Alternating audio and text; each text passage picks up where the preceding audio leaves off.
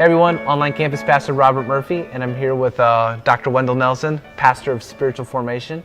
And we're in the midst of our God I Have a Question series where we answer questions you submitted. And unfortunately, we're not able to answer every question on a Sunday morning, so we thought we'd take this time to answer some of the additional questions that have come in. And today we're going to try and answer as best we can the difference between the Catholic Church and the Protestant Church. And I thought Wendell here would have some really good insight with some of his study and his background.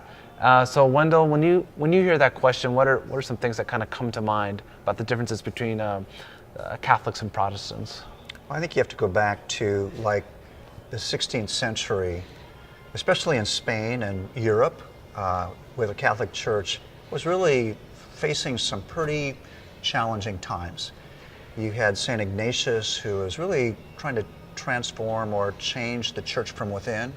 Then you had Martin Luther and John Calvin, who really were pushing the limits to the point that they got pushed out of the church. But the three big elements in the Catholic Church at that time that Protestants, people like Calvin and Luther, really challenged were, what is authority? Where do we get our authority from? And Luther said it's in the Bible alone, where in the Catholic Church it was the Bible plus tradition, or the influence of a pope, for instance, or the cardinals or archbishops. And the other big distinguishing factors, the other two were we're saved by grace alone, as opposed to going to church and respecting God, and sometimes penance and things of that nature that really were put in place to solve some problems that the church faced years ago in church history.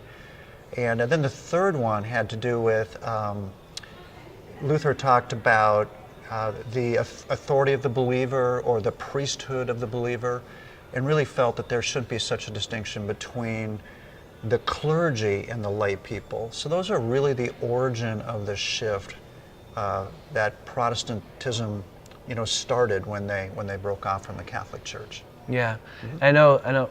For us, we live in Omaha. Omaha is a lot of good. It's a Catholic influence, and it's good. Right. I think sometimes though there's I don't know if fear is the right word. There's some trepidation sometimes between both sides, both churches, toward the other, and and you've worked with people on Catholics and obviously here at Christ Community Protestant Evangelical Church. What would you say to that? I mean, just that maybe tension, and for someone out there who's looking for a church, I mean, what would you say to them maybe? Well, there's lots of diversity in the Protestant Church. Yeah. There's just tons of diversity, and I think there's just as much diversity in the Catholic Church. There are charismatic Catholics. There are sections of the Catholic Church that are very much into social justice. Others are, very much into spiritual formation, which, is the ones I have connected to. Right. And especially those into spiritual formation or champion that, I have a lot of affinity for. In fact, I think Protestantism in the new movement of spiritual formation, we're kind of on the shoulders of the Catholics who talked about, prayer and silence and solitude and really connecting with God on a deep level. A lot of Christian classics were written by Catholics down through the ages. So there's lots of fruit and lots of good things that come out of, the Catholic, branch of Christianity. Yeah. And so I think there's, rather than throwing the baby out with the bathwater, so to speak, as theologians have said down through the years, there's a lot of good things that flow out of the Catholic movement. And I think as Protestants, we need to be thankful to God for the many blessings and really be thankful for many of the blessings in our own city from the Catholic influence here. No, that's really good. That's really good. I think one thing that comes to mind is sometimes we fear what we don't know, and I feel like there's we hear one like bad example with Catholics, and then we kind of use that for all of them. And we've been on the receiving that end as well as Protestants, or just and so So I think that's really good. And I think ultimately, for someone who's searching for a church, I mean, there's different styles. I mean, some people, they may prefer traditional, more liturgical, or, Right. they like that sense of history with that. What would be one thing you would say, hey, you know what, above all else, look for this? Right. I've been to a number of Catholic churches, and even the styles of worship, and some have changed a lot in the last, decade or so. But I think what probably would be a really big difference is that the Eucharist is really central in Catholic worship.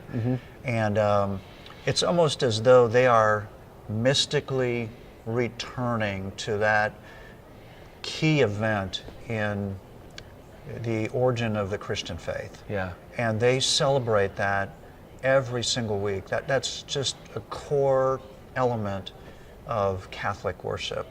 I think Protestantism, at least some of the evangelical parts of Protestantism, tends to be a little bit more on teaching or discipleship. Yeah. And worship, yes, there's a worship time, where there's some singing and praising God for who He is and His blessings to us. But then there's almost always some instruction or teaching, and there's some of that in the Catholic Church, but it's more of organized around a church calendar where there's some themes throughout the year. Starts with Advent, and then of course Lent, and throughout the church year, Pentecost or Easter and Pentecost, where there's a reminding people of the core events down through not church history, but the life of Christ. Right. And so that really becomes a key focus in certain portions of Protestantism, but especially the Catholic Church. And in like a church like Christ Community Church, it's more about trying to be sensitive to the Spirit. What is God doing in our culture? What is God doing in our church body? What is it that our body needs? And that becomes a focus of what happens on Sunday morning. Yeah. Well, hey, I know this is something we could talk more about, but I say to anyone watching, feel free if you have questions. You can always know you can talk to Wendell or myself, or one of the other individuals on staff here at Christ Community Church. But hey, Wendell, thanks again for taking some time just to explain a little bit about, especially with, I'm sure it's a question a lot of people have. They're just wondering what are the differences, what is this all about? So thank you very much for taking this time to just address some of that. And hey, every one of you that's watching, thank you so much, and talk to you soon.